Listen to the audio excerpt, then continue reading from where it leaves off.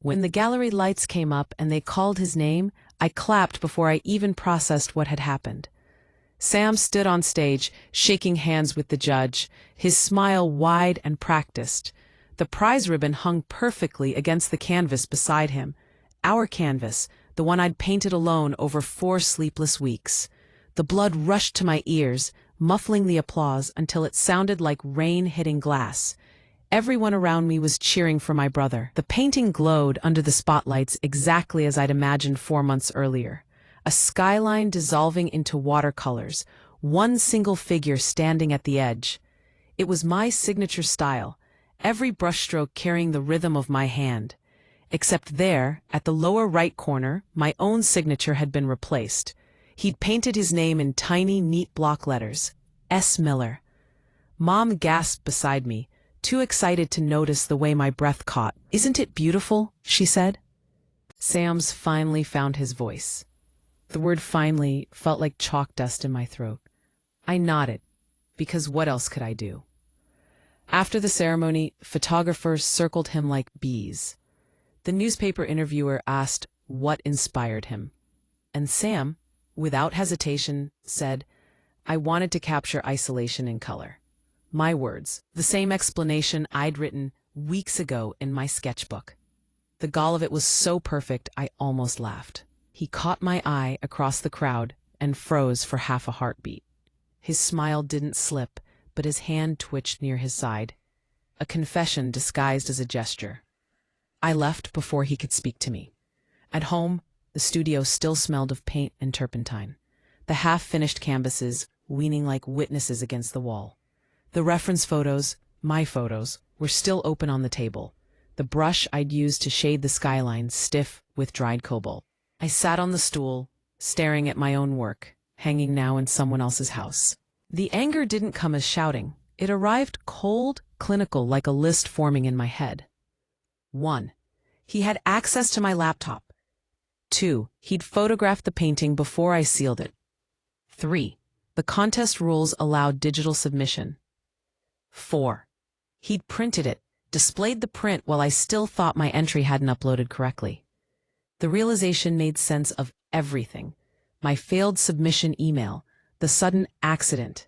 On our shared Wi-Fi the night before the deadline, the convenient reassurance from him that these online forms time out all the time.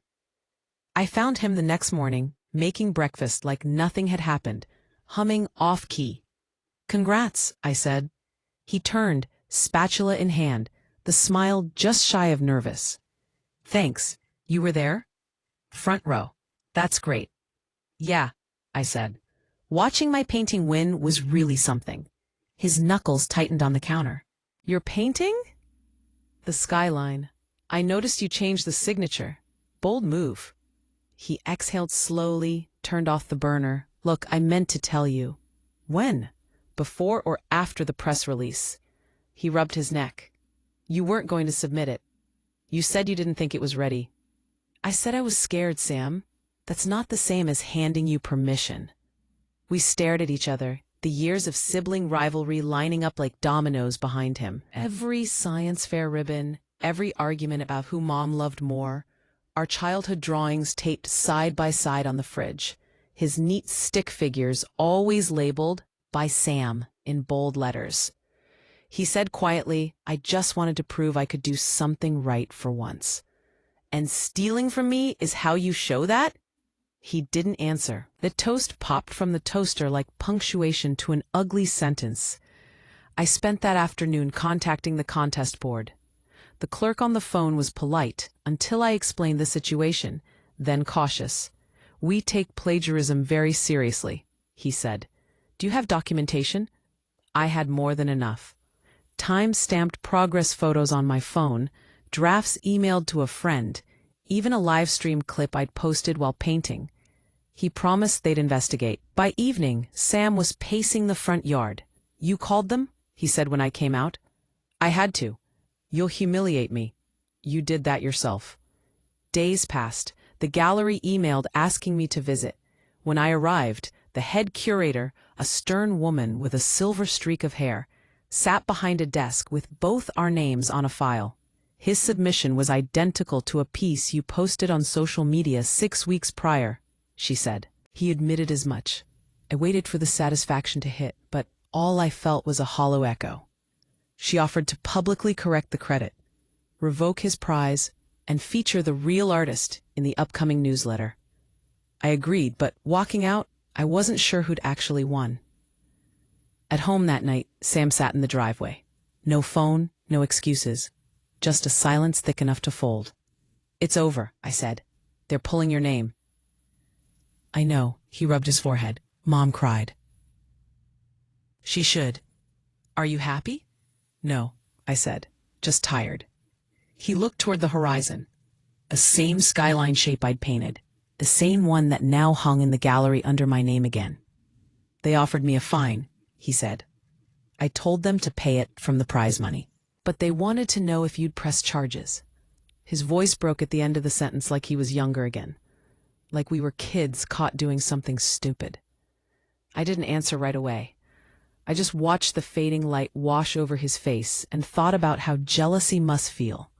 An ache pretending to be ambition. "I won't," I said finally. "But I can't forget it either." He nodded slowly, eyes wet, the apology unfinished in his throat. "You really loved that painting." "I still do," I said, "just not the way I used to." Inside, I reopened my sketchbook and started drawing something new. A city rebuilt from the ground up, bridges instead of skylines, 2 figures painting side by side. I wasn't sure yet if it was forgiveness, but it was movement. When the next contest came around, I entered again under my own name. This time, there were no shared passwords, no hesitant uploads. I clicked submit and watched the confirmation email arrive instantly. Whatever happened after that, win or lose, at least it would finally be mine. The results of that second contest came a month later on a rain-heavy morning that smelled of wet concrete and coffee. I was halfway through sketching when I saw the email pop up with the subject line, "Congratulations." For a full minute, I just stared at it, afraid it might be another prank of fate. But it wasn't. They had chosen my new piece, the rebuilding of the city painting, for first place. My hands started to shake. The first thing I did, without thinking, was call my mother. She answered on the second ring, already sniffling, because of course she'd been following the announcements. "They wrote about you," she said. "They said your work captured hope after betrayal." That phrase, "they must have known." "Yeah," I said. "They definitely knew." She asked if she should tell Sam. I didn't stop her. When I arrived at the gallery to sign forms, the same curator from before met me at the door. "It's good to see the real name attached this time," she said. Maybe teasing, maybe reminding. I smiled politely, signed, left. Outside, the rain had stopped, but the streets glittered. I wanted to feel victorious, but what I felt was closure, clean, unfamiliar.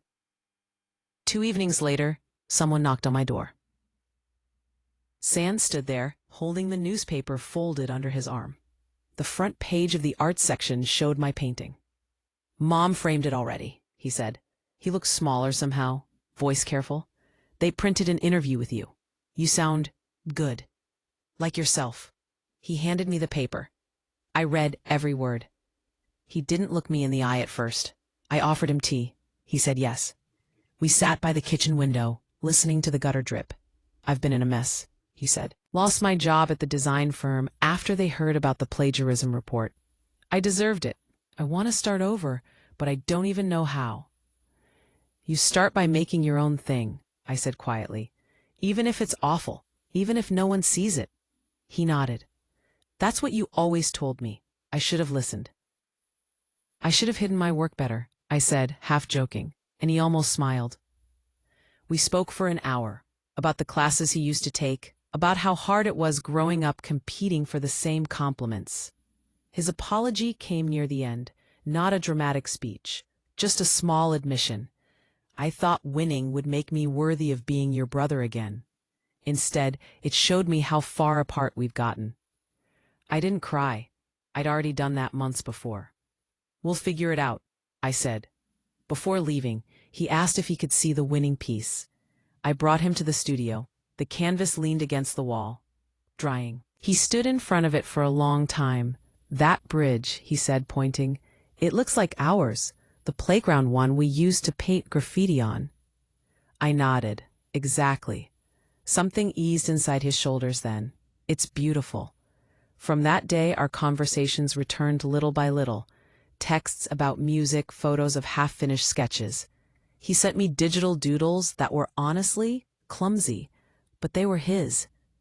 When Mom hosted Sunday dinners again, there was no more walking on eggshells. The wound had turned into a scar, visible but painless. Months later, I was invited to speak at an art school workshop about intellectual property. Standing before a room full of students clutching sketchbooks, I told them what every creative eventually learns the hard way: that people can steal credit but never process. Craft leaves fingerprints, invisible to everyone but the maker. Protect your work, I said. But more importantly, keep making. The act itself is theft-proof. Afterward, a young woman approached me, hesitating. "My sister keeps taking my craft designs and selling them online," she said. "How did you ever forgive him?" I answered honestly. It took losing what I thought mattered, recognition, to find what actually does, integrity. That night, back in my studio, I found a small package outside the door. No note. Inside was a sketchbook. The first page bore Sam's handwriting. "For both our names. Here's to starting with blank paper again." The rest of the pages were empty except one near the back, where he'd drawn two silhouettes painting on opposite sides of a wall that gradually disappeared near the top. I hung that page above my desk. Every morning since, I've worked beneath it. The skyline outside my window has changed. The city keeps building, repainting its own story. And so do we. My brother and I don't talk about the contest anymore. We talk about color theory, about clouds, about life. Sometimes he sends me a new design, asking for critique, and he always signs it boldly. Strong Sam Miller. Every time, seeing that name under his own work feels like redemption drawn in ink.